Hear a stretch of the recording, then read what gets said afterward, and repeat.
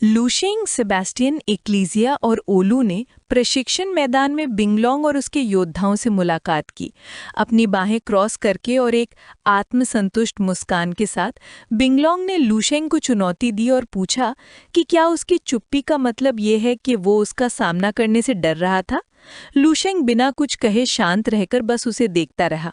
इस बीच सेबेस्टियन ने अपनी दाढ़ी सहलाते हुए सोचा कि ये एक अच्छा मौका है। उसने सोचा कि अगर वो लड़े तो वो लुशेंग की असली ताकत को बेहतर ढंग से देख पाएगा। हालांकि सभी को आश्चर्यचकित करते हुए लुशेंग ने हल्की सी हंसी निकाली। वो सेबेस्टियन की ओर मुड़ा और विनम्रता से उससे कहा कि वो अगले कुछ दिन अपने परिवार के साथ बिताना चाहता है, इसलिए वो गहन प्रशिक्षण में शामिल नहीं होगा। सेबेस्टियन थोड़ा हैरान होते हुए भी लुशेंग के फैसले को स्वीकार कर लिया और उसे तुरंत वापस ले जाने की पेशकश की।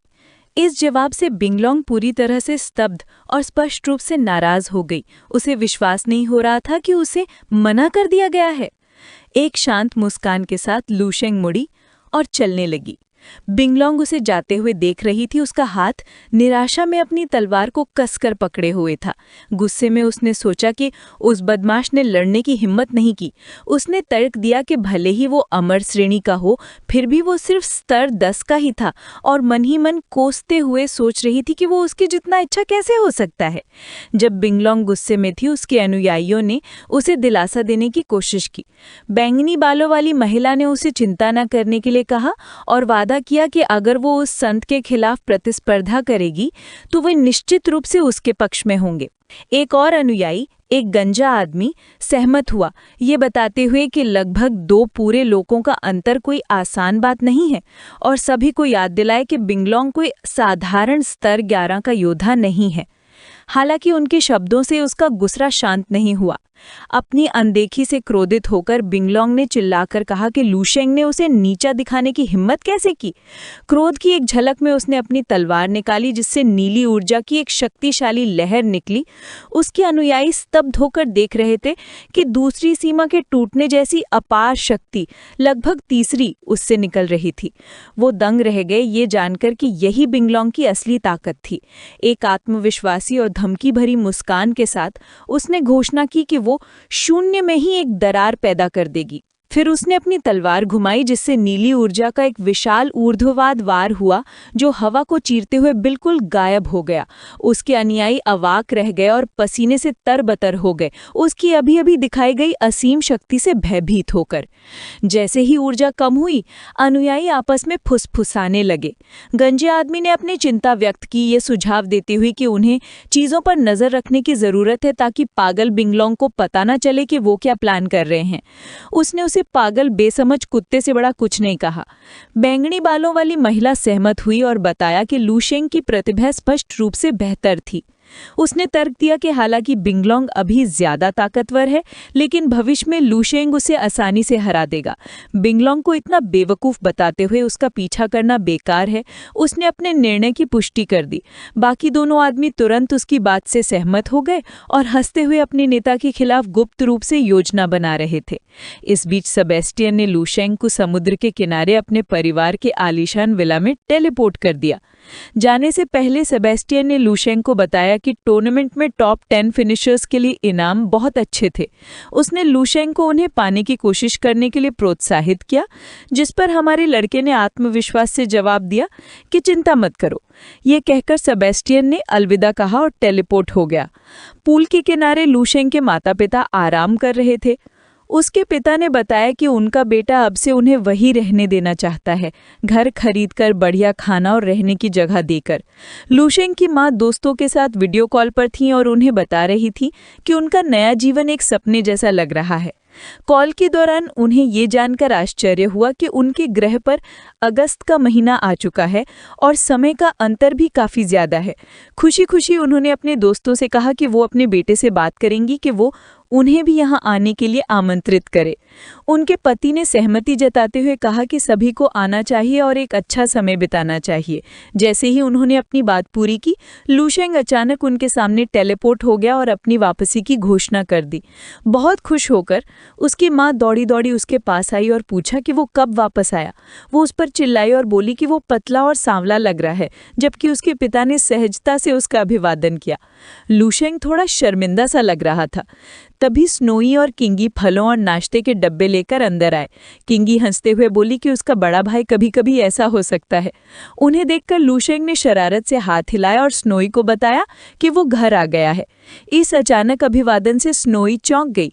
हालांकि चिंग-ही बहुत खुश हुई और चिल्लाई कि उसका भाई वापस आ गया है, और वो दौड़कर उसे गले लगाने लगी और पूरा परिवार जश्न मना रहा था।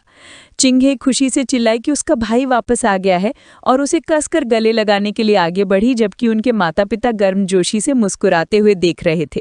बाद में पूरा परिवार खाने की मेज के चारों ओर इकट्ठा हो गया और उनके चेहरे खुशी से भर गए। लुशेंग की मां ने प्यार से उसे खाना परोसा और सबको और खाने के लिए प्रोत्साहित किया।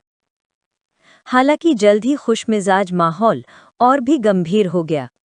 लुशेंग की मां ने उसे बताया कि वो अकेलापन महसूस कर रही है और बताया कि इस नई जगह पर वो उसके पिता के अलावा किसी को नहीं जानती।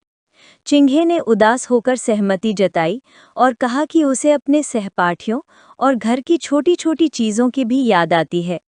ये सुनकर लुशेंग के पिता ने सीधे अपने बेटे से पूछा कि क्या उनकी योजना सचमुच हमेशा के लिए यहाँ बसने की है। लुशेंग ने स्नोई की ओर मुड़कर उसके विचार पूछे। एक हल्की मुस्कान के साथ उसने जवाब दिया कि वो उसके हर फैसले का पालन करेगी। एक पल रुककर लुशेंग ने अपने परिवार को आश्वस्त किया। उसने समझाया कि उन्हें इस ग्रह पर रहने की जरूरत नहीं है, वे किसी और ग्रह पर जा सकते हैं। इससे भी महत्वपूर्ण बात, उसने उनसे वादा किया कि वो नीले ग्रह से उनकी हर याद आने वाली चीज़, उनके दोस्त, उसकी बहन का स्कूल, यहाँ तक कि गेट के पास वाला खाने का स्टॉल भी उनके लिए लाने का इंतज़ाम कर सकता है। उसके परिवार के चेहरे तुरंत आश्चर्य और खुशी से चमक उठे। हालांकि चिंग-हे ने एक तार्किक सवाल पूछा, अगर वो इतना सब कुछ कर सकता है तो वे नीले ग्रह पर क्यों नहीं रह सकते? लुशेंग के चेहरे पर गंभीरता छा गई। उसने मन ही मन सोचा कि वो उन्हें सच नहीं बता सकता कि नीला ग्रह कुछ ही सालों में नष्ट हो जाएगा। आने वाले एलियन आक्रमण के बारे में बताना बहुत पेचीदा था और इससे उनकी चिंता और भी बढ़ जाएगी। वो जानता था कि उन्हें अंततः वहां से जाना ही होगा, इसलिए बेहतर होगा कि इसे पहले ही कर लिया जाए। विषय बदलते हुए उसने एक नई योजना बनाई। उसने उनसे कहा कि वो अगले कुछ दिन उनके साथ बिताएगा। वे टूर्नामेंट देखेंगे, फिर आसपास के ग्रहों की खोज के लिए साथ यात्रा करेंगे। चिंग-हे बहुत खुश हुई और बोली कि उसे अपने बड़े भाई के साथ यात्रा पर गए बहुत समय हो गया था। स्नोई भी गर्मजोशी से मुस्कुराई और इस बात पर सहमति जताई कि परिवार के साथ घूमने का बहुत समय हो गया था। उस रात परिवार के विला के अंदर लुशेंग और स्नोई बिस्तर पर थे। स्नोई उसकी छाती पर शांति से सो रहा था। अचानक वो उठ बैठी और लुशेंग को जगा दिया, जिसने उससे पूछा कि क्या हुआ।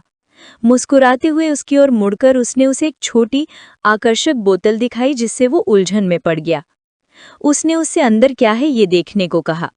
स्नोई ने कोमल भाव से बताया कि चूंकि वो अब लंबे समय के लिए घर से बाहर जा रहा है, इसलिए वो उसे याद रखने के लिए उसके बालों का एक गुच्छा बोतल में रख रही थी। लुशेंग को ये बात मज़ेदार और प्यारी लगी। एक तेज कोमल हरकत में उसने उसे वापस बिस्तर पर धकेल दिया। शर्माते हुए उसने पूछा कि वो क्या कर रहा है। एक खेलती मुस्कान के साथ उसके ऊपर झुकते हुए लुशेंग ने उससे कहा कि वो उसके बाल रखना बंद कर दे और वादा किया कि वो उसे याद रखने के लिए कुछ और छोड़ जाएगा। स्नोई ने उसे पूरी तरह से हैरान होकर देखा। जैसे ही वो उसके करीब झुका, उसकी आंखें हल्के नीले रंग की चमकने लगीं और उसने उससे बताया कि उसे जल्द ही पता चल जाएगा कि उसका क्या मतलब था। फिर दृश्य विला के बाहर की ओर मुड़ गया, जहां उनके कमरे से कामुक आवाजें सुनाई दे रही थी, जो दर्शाती थी कि दोनों एक साथ एक रोमांचक रात बिता रहे थे। कई दिनों बाद भव्य टूर्नामेंट एक बड़े उत्सव के साथ शुरू हुआ। एक महिला उद्घोषक अरीना के ऊपर तैरती हुई आई और दर्शकों का उत्साहपूर्वक स्वागत किया।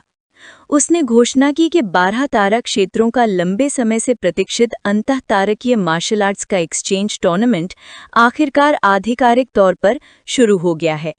जैसे ही उसने ये कहा, अंतरिक्ष में एक विशाल चमकता हुआ नीला पुल दिखाई दिया, जिस पर प्रतिस्पर्धा करने वाले अनगिनत शक्तिशाली योद्धाओं की आकृतियां बनी हुई थी।